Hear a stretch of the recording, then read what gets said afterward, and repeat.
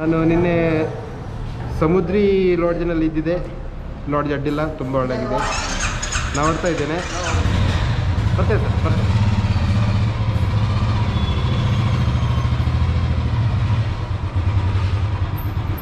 Sir, ಮತ್ತೆ ಯಾವ ದಾರಿ ಸರ್ ಅದು?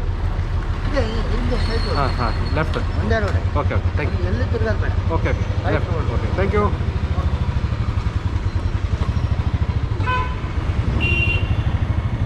ಸಮುದ್ರಿ ಲಾಡ್ಜಲ್ಲಿದ್ದೆ.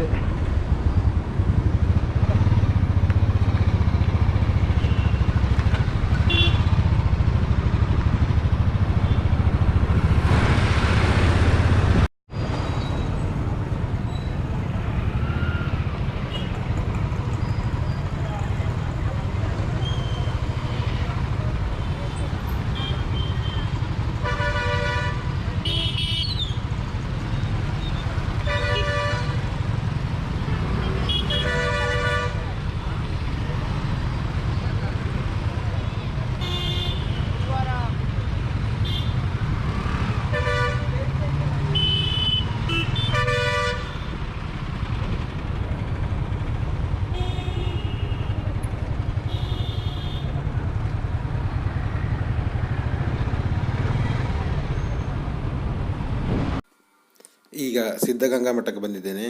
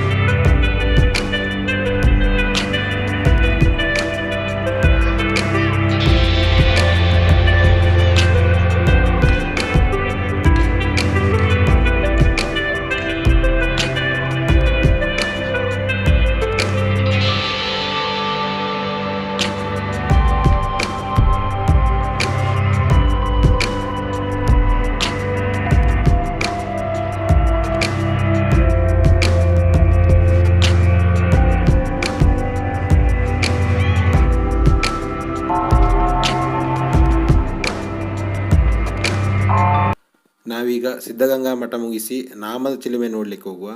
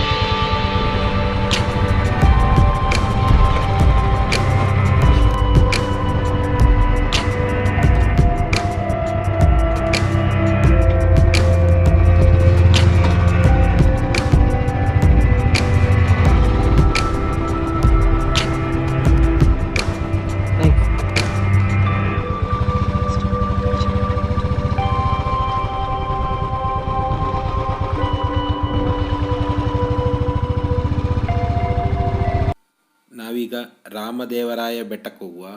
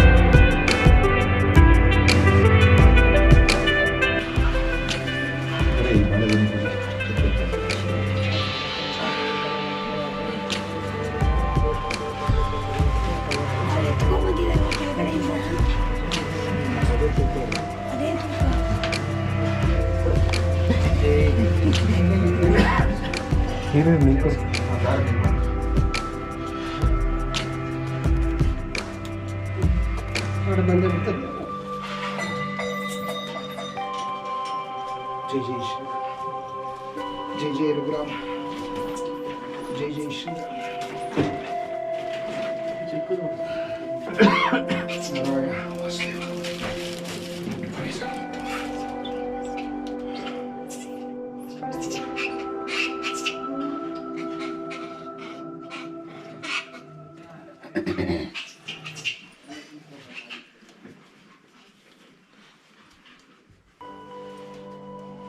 ಬಹಳ ವಿಶೇಷವಾಗಿರ್ತಕ್ಕಂತಹ ಆಂಜನೇಯನ ಸನ್ನಿಧಾನ ಇದು.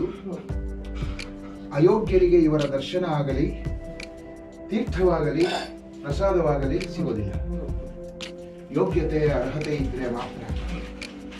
ಇಲ್ಲಿಯ ವಿಶೇಷತೆ ಏನಂದ್ರೆ, ಈ ನವಗ್ರಹ ದೋಷಗಳಿದ್ರೆ, ದೈಹಿಕವಾಗಿ ಏನಾದರೂ ತೊಂದರೆಗಳಿದ್ರೆ, ಶತ್ರು ಬಾಧೆ ಇದ್ರೆ, ಮತ್ತೆ ನೀವು ಅಂದುಕೊಂಡಂತಹ ಕೆಲಸ ಕಾರ್ಯಗಳು ಆಗದಲೇ ಅನಾವಶ್ಯಕವಾಗಿ ಯಾರು ನಿಮಗೆ ತೊಂದರೆಯನ್ನ ಕೊಡ್ತಾ ಇದ್ರೆ, ಸರ್ಪ ದೋಷಗಳಿದ್ರೆ, ವಿವಾಹ ಕಂಟಕ ದೋಷಗಳಿದ್ರೆ, ಮತ್ತೆ ಸಂತಾನಕ್ಕಾಗಿ ಏನಾದರೂ ತೊಂದರೆಗಳಿದ್ರೆ, ಯಾವುದೇ ರೀತಿಯ ಪೀಡಾದಿ ದೋಷಗಳಿದ್ರೂ ಕೂಡ ಅದನ್ನ ಇವರು ಪರಿಹಾರವನ್ನ ಮಾಡಿ ನಮಗೆ ಅನುಗ್ರಹವನ್ನು ಮಾಡ್ತಾರೆ.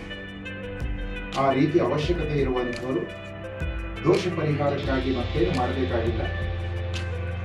ತಮ್ಮ ಹೆಸರು ಮತ್ತು ನಕ್ಷತ್ರವನ್ನ ಹೇಳಿ ಸಂಕಲ್ಪ ಪುರಸ್ಸರವಾಗಿ ಈ ಸ್ವಾಮಿಯ ಮುಂದೆ 11 ದೀಪ ಉರಿಯುತ್ತೆ.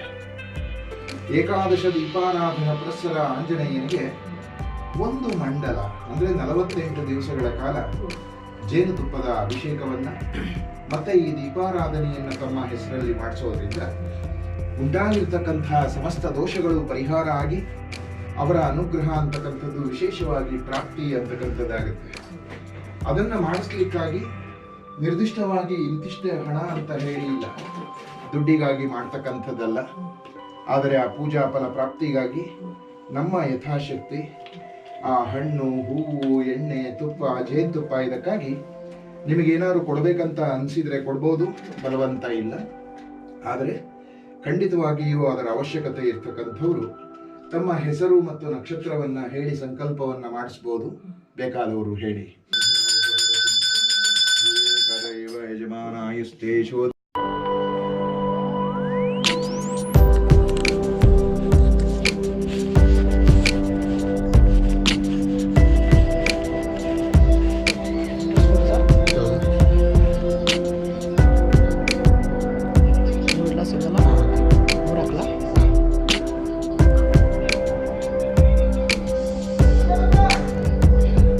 ರಾಮದೇವರಾಯ ಬೆಟ್ಟ ಮುಗಿಸಿ ಈಗ ಶಿವಗಂಗೆ ಹೋಗ್ತೇನೆ. ಶಿವಗಂಗೆ ನೆಕ್ಸ್ಟ್ ವಿಡಿಯೋಲಿ ತೋರಿಸ್ತೇನೆ.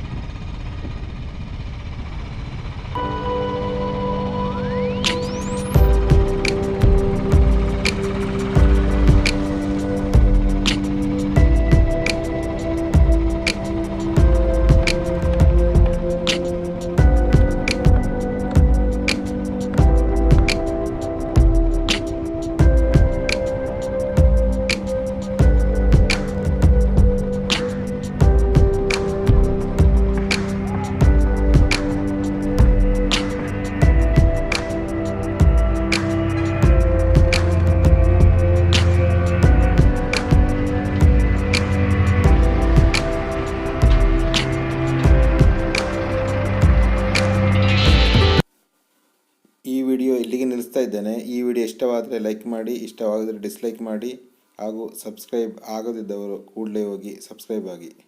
Thank you for watching my YouTube channel.